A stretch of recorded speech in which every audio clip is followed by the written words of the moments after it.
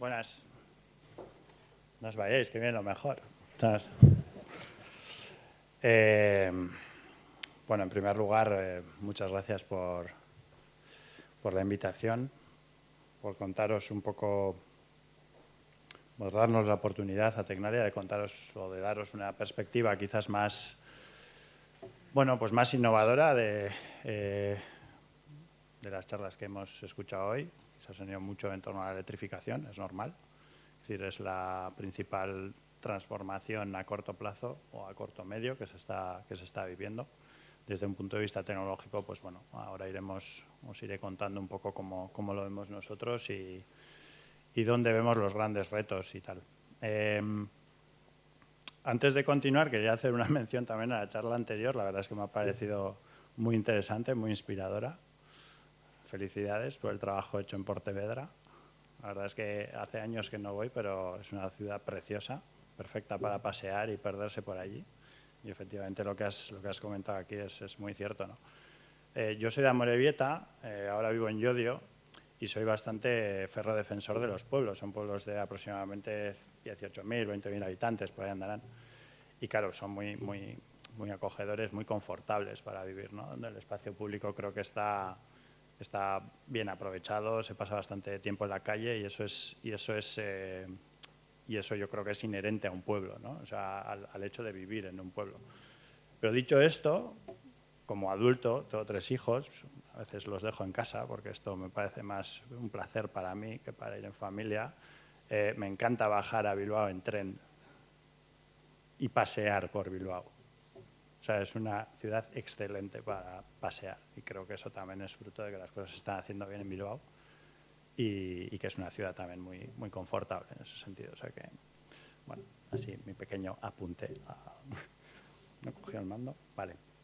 Bueno, entonces, como os decía, presentaros un poco qué estamos haciendo en Tecnalia, cómo vemos el tema de movilidad, cómo nos afecta desde un punto de vista de retos tecnológicos, ¿vale? Uy, es que ricasco no. Vale. Vamos a ver primero cuáles son los drivers del cambio, ¿vale? O sea, del cambio, lo que es qué drivers de innovación afectan un poco a la transformación que está viviendo la movilidad. Que es una transformación que bueno, lleva años y quedan cosas por hacer. Lo dicho, quizás lo más patente de lo que hablamos habitualmente es el tema de la electrificación, de la propulsión limpia. También está exigido por una regulación que con valentía yo creo que se ha llevado a cabo y de alguna manera pues afecta o cataliza todos los cambios que está habiendo y las charlas de esta mañana de alguna manera han ido un poco en esa línea. Entonces, claro, eso ha conseguido que en los últimos 10 años, y ahí nosotros desde Tecnalia también hemos venido trabajando, todo lo que son tecnologías de propulsión limpia, la electrificación de vehículos, ya sean de autobuses, de camiones, de transporte público.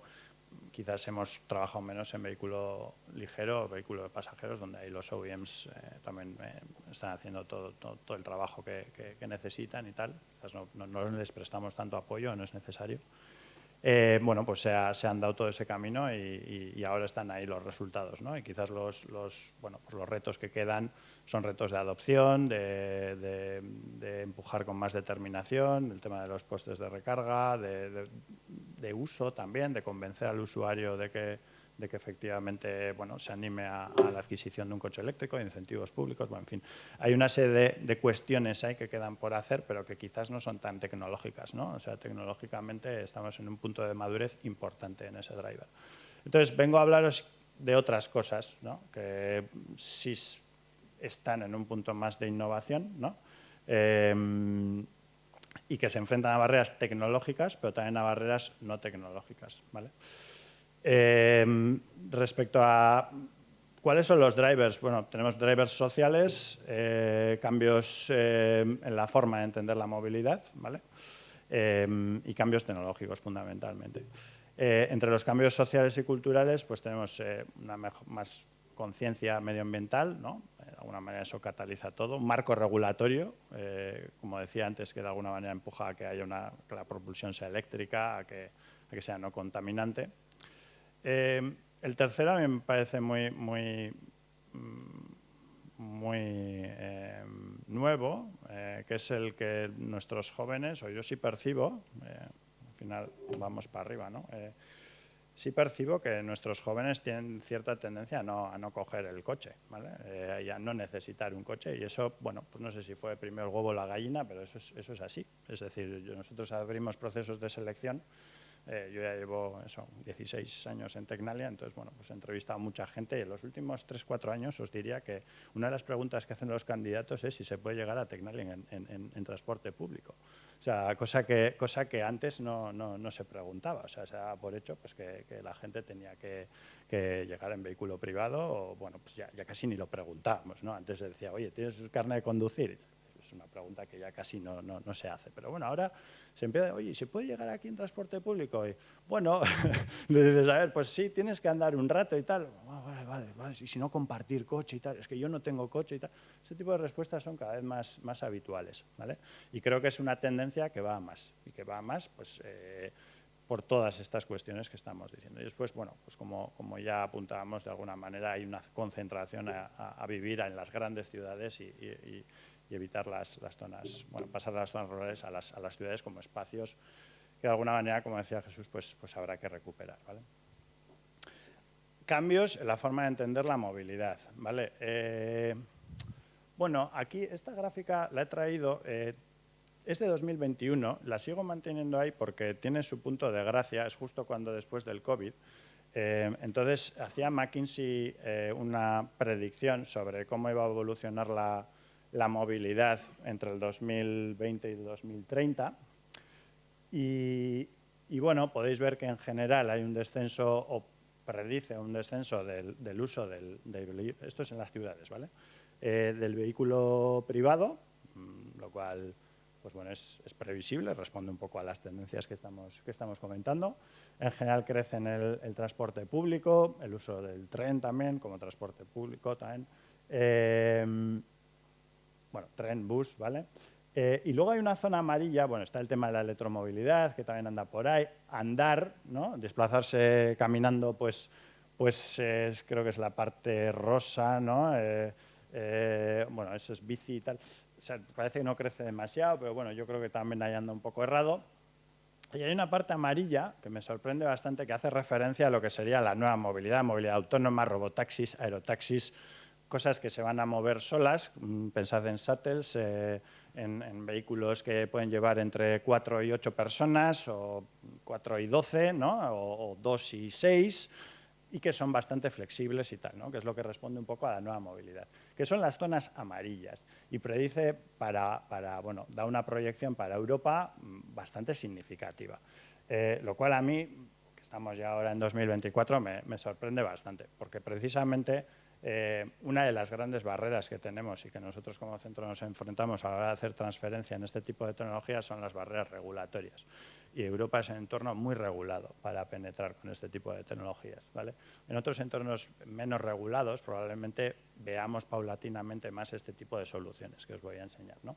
Pero sí que en general, y esta sí que es más reciente, esta es del año pasado, la que tenéis abajo, sí, bueno, volvemos a ver un poco la tendencia de pasar de un descenso drástico de 45 a 29 de vehículo en tantos porcentuales del vehículo privado, y sí que un aumento, así hablo de lo más significativo, de 1 a 8% en todo lo que es la parte de robotaxis, vehículos autónomos, nuevas formas de vehículo que de alguna manera pues, nos habilitarán a movernos por las ciudades, ¿vale? Otros drivers también son los tecnológicos, ¿no? La introducción de las TICs, la inteligencia artificial, las comunicaciones 5G. Bueno, todo esto hace que un vehículo hoy por hoy sea una especie de computador con ruedas, ¿vale? O sea, donde el coste de todo lo que serían los sistemas de información y comunicaciones pues es cada vez más significativo, y bueno, pues esto también tiene un impacto, ¿vale? Vale, entonces, bueno, paso a presentaros un poco algunos ejemplos de lo que sería esa nueva movilidad, ¿vale? Voy a empezar a enseñaros algunos ejemplos de lo que sería movilidad autónoma, tanto aérea como terrestre, ¿vale?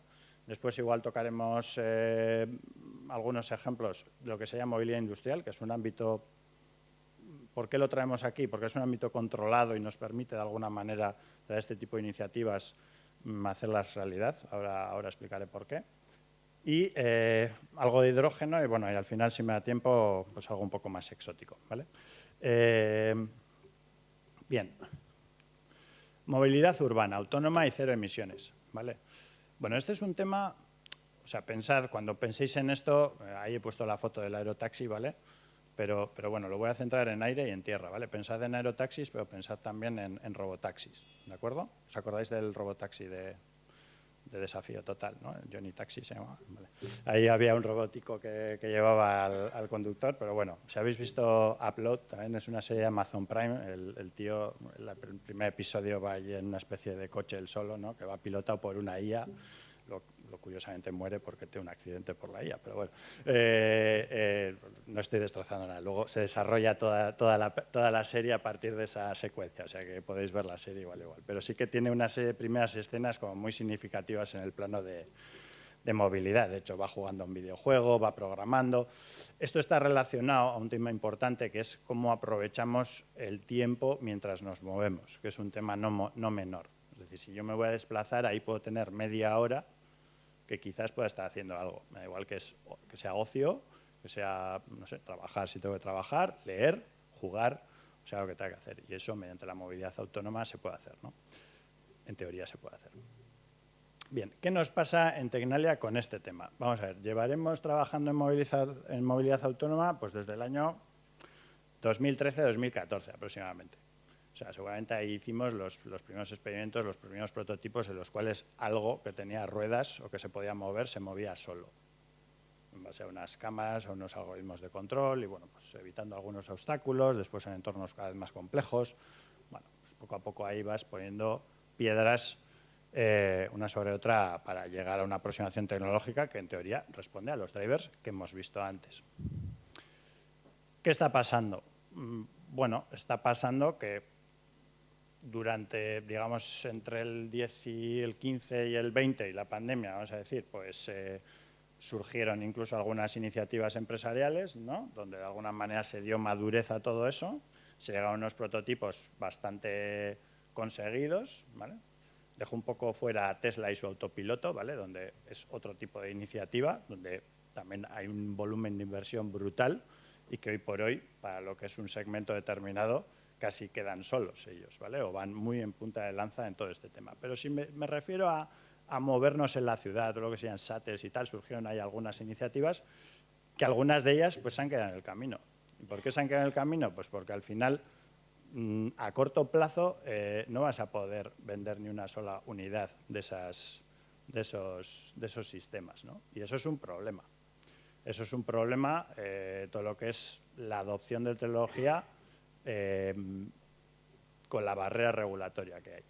¿Cómo podemos salvar eso? O al menos, ¿qué estamos haciendo en Tecnalia? Bueno, pues sin perder de vista que siempre podemos hacer pilotos con el apoyo de las administraciones y de la colaboración público-privada, adoptamos soluciones que de alguna manera van un poco en un camino intermedio, como puede ser la teleoperación. La teleoperación es una aproximación al problema en el cual el vehículo se mueve solo, pero se mueve teleoperado por una persona que está en un centro de control.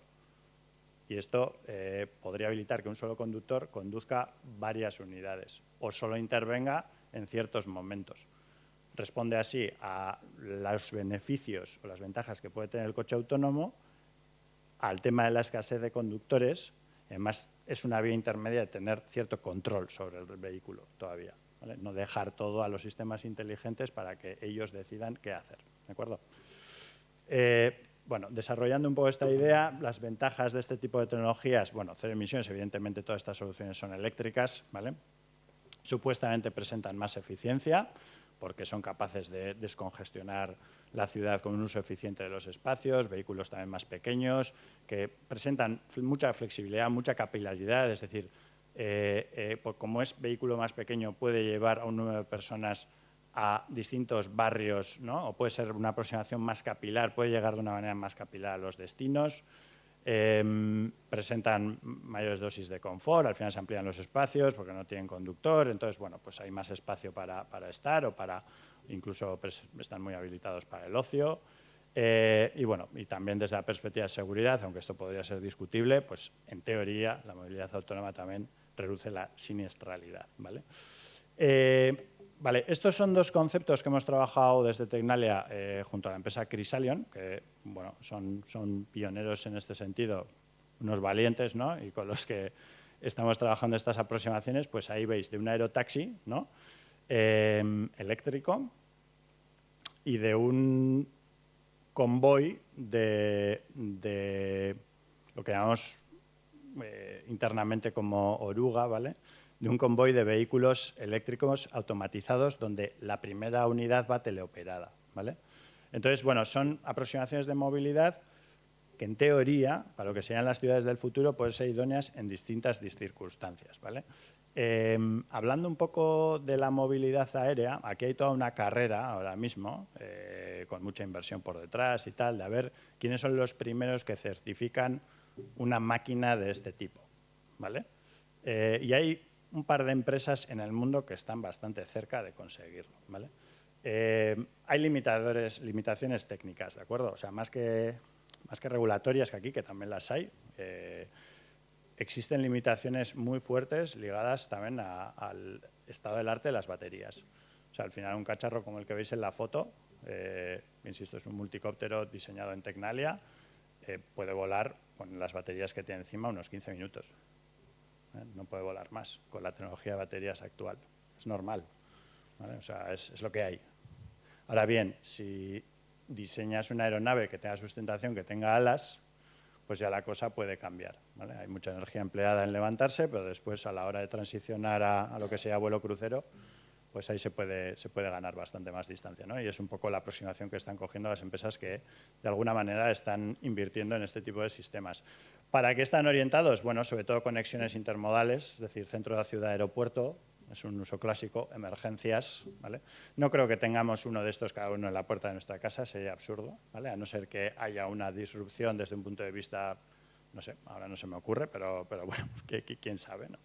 Pero bueno, sí que abre un escenario, este tema, que también está ligado al mundo de la drónica y tal, y es un poco a la gestión del espacio aéreo en la movilidad del futuro. Es decir, al igual que veíamos en los vídeos de Jesús antes, que las calles en 1910 tenían una combinación de carros, personas y tal, bastante que nos choca un poco. Hay un vídeo de Barcelona, de hecho, igual seguro que lo has visto, en el cual no hay coches, y hay como movimiento de silencio, se escuchan los pájaros. O sea, y solo hay carros y personas, ¿no? Pero también hay como cierto caos y tal. Bueno, pues al igual que en ese momento estaba así y luego entró el mundo de la automoción y tal, es posible que la siguiente gran transformación se dé en el aire y que de alguna manera empecemos a ver cómo encima nuestro drones con cargas más pronto que tarde. ¿Vale? Eso lo vamos a ver, yo creo que en pocos años. Que veamos que hay personas que se desplazan al aeropuerto en aerotaxi, bueno, hay predicciones que hablan de 2030, yo creo que 2030 es un escenario temporal para zonas del planeta con poca regulación, o sea, quizás pues eso, Oriente Medio, no sé si China, pero con el riesgo que conllevaría eso, que tuvieran algún accidente y se carguen todo lo que sea, toda la iniciativa que pueda haber por detrás de esto. Entonces, Estados Unidos también, bueno, otra cosa es que se hagan pilotos y tal, pero hablo de un uso regular de estas tecnologías. Bueno, yo creo que si todo esto va bien y no pasa nada raro, esto seguramente se vaya a 2.35 o 2.40 incluso, ¿vale? Pero los que estamos en esta sala probablemente lo veamos, ¿vale? O sea, ahora nos parece un poco increíble que salgamos a la calle y seguramente haya cierto ruido de, o sea, de drones llevando cargas y tal, pero esto yo creo que lo vamos a ver. Y tendrá que estar regulado y tendrá que estar dirigido por sistemas inteligentes y habrá centros de controles sofisticados y habrá infraestructuras dedicadas para esto, ¿vale? Que ahora mismo, bueno, luego os enseño un par de fotos. Y la aproximación de abajo sí que es más cortoplacista, ¿vale? Y ahí es donde hemos metido el tema de teleoperación, la primera unidad va teleoperada para que de alguna manera evitemos un poco esa barrera de que todo vaya full automática aquí, ¿vale? Porque si va todo excesivamente autónomo, si va con un nivel 4 o 5 de automatización, directamente entra la regulación y no se puede hacer nada. Entonces, eso pararía un poco todas las iniciativas. Hay que intentar salvar siempre un poco esa circunstancia. Y se nos ha ocurrido que quizás una primera unidad teleoperada con las demás siguiéndole en convoy, como si fuera el flautista de Hamelin, es una buena solución. Después, este tipo de convoys tiene la capacidad, ¿no? Imaginaos que hacemos un convoy de 5 unidades donde dentro de cada unidad van unas 6 personas y cada uno de esos convoys va a un barrio distinto. Bueno, pues después cada una de ellas podría ser máster de mini convoys que se desplazan a los distintos barrios, ¿vale? Esa es un poco una de las iniciativas más transgresoras que han salido de Tecnalia y en colaboración con Crisalion en este caso. Vale. Infraestructuras. Bueno, como he dicho antes, todo lo que es la movilidad aérea implica nuevas infraestructuras, como las que podéis ver ahí. Aquí también hay tejido que está surgiendo, empresas como, bueno, tenemos los proveedores de infraestructura clásicos,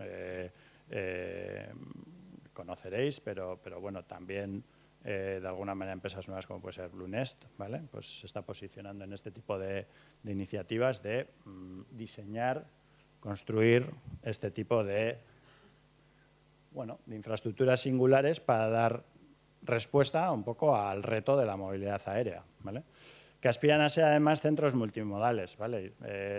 Donde no solamente esperamos que ahí en esas torres o en esas superficies pues ahí lleguen los aerotaxis o los drones haciendo determinadas operaciones, sino que se aproveche y de alguna manera sea una central donde también llegue el tren o de ahí salga el autobús o en ese espacio también pues la gente pueda ser una especie de intercambiador, ¿no? Pero de alguna manera también hay retos ligados a cómo integras este tipo de infraestructuras en una ciudad y cómo lo planificas, ¿no? Entiendo que yo no sé de planificación urbana, pero bueno, tomar decisiones de planificación urbana cuando la cosa está verde también, pues supongo que tiene sus riesgos, ¿vale?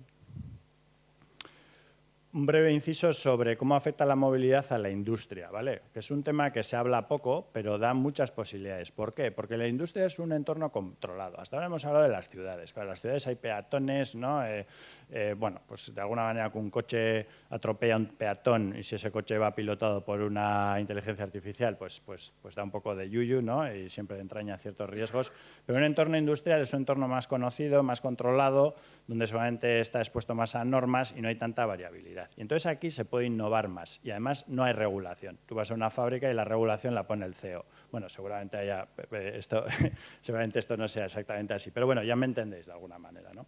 Entonces, bueno, se presta que de alguna manera todo lo que sea movimiento de cargas, de personas, logística avanzada, bueno, se preste a este tema de movilidad autónoma. Es lo que digo aquí de alguna manera, ¿no? Cuanto más controlado está el entorno, más fácil es penetrar con este tipo de tecnologías y es lo que estamos viendo en Tecnalia, los sitios a los que llegarán primero este tipo de iniciativas, como pueden ser aeropuertos, puertos, grandes infraestructuras industriales, incluso zonas turísticas, resorts, ¿no? Bueno, pues ahí es donde clubes de golf, en fin, parece un poco así, ¿no? Un poco frívolo, ¿no? Pero bueno, a veces hay oportunidades de negocios en estos entornos y hay que aprovecharlo. Es una forma también de capitalizar la inversión tecnológica que estamos haciendo, ¿no? Porque muchas veces, no, ¿cuándo veré uno de estos en Bilbao? Bueno, pues no sé, igual dentro de 10 años, pero de mientras tengo que ir vendiendo a otra cosa, ¿no? Esa es un poco la motivación. Vale, ejemplos de este tema de innovación en la industria. Bueno, pues repartos de última milla. Ahí tenemos una parca coches automatizado también. Hemos hecho conducción remota de carretillas. Se podía ver la Bienal la semana pasada. Esto desde Tecnalia, ¿vale? En logística también existen soluciones muy en el campo de la robótica, como puede ser una especie de AGVs, como es la empresa Muntec, que de alguna manera para llevar cargas a proveedores dentro de grandes plantas, sobre todo se usa bastante en automoción. Y luego, bueno, en puertos y así, pues grandes plataformas para transporte de carga. Todo esto es autónomo, ¿eh? Esto no va teleoperado y tal. Son grandes plataformas para llevar grandes cargas y tal, ¿no? Este tema también es muy interesante. Está ligado al mundo de la drónica, pero en este caso de trabajos en altura. El empleo de los drones, si algunos estáis familiarizados, bueno, se usa bastante para, entre otras cosas, inspección pues de infraestructuras, ¿no? de aerogeneradores, por ejemplo, o de cosas que están en altura, que suba una persona pues puede ser peligroso, entonces va el dron, le echa un ojo y en base a lo que ve, pues en tierra tomamos ciertas decisiones. Bueno, esto es ir un paso más allá y megastabilizando el dron con un control avanzado podemos llegar a hacer actuaciones en altura, ¿vale? O sea, es lo que es un poco el campo de robótica aérea y tal, quizás no es tanto movilidad, pero es muy interesante. Es un uso de la drónica, pero ya actuando, sería como robotizar, pero en altura. Tiene grandes retos, ¿vale? Pero estamos cerca de conseguirlo. Y la verdad es que esto tiene bastante interés, ¿vale? Porque desde un punto de vista de seguridad y de seguridad para las personas, pues es un salto bastante grande, ¿vale? Bueno, apuntes sobre el hidrógeno. Antes se han hecho algunas preguntas sobre cómo está esto. Bueno, efectivamente hay dos alternativas, es la de pila de combustible y la de inyección directa de hidrógeno. Bueno, pues yo diría que esto sigue su camino. Es verdad que tiene bastante apoyo institucional el tema del hidrógeno verde. Hay consorcios también potentes en torno a este asunto. Bueno, más que sea seguro o inseguro, porque yo creo que se trabaja, quiero decir, efectivamente es un gas inflamable, ¿no? Pero bueno, hay unos estándares de seguridad que a la hora de diseñar los sistemas hay que cumplir y bueno, pues si supuestamente las cosas se hacen bien, no tiene por qué ser inseguro.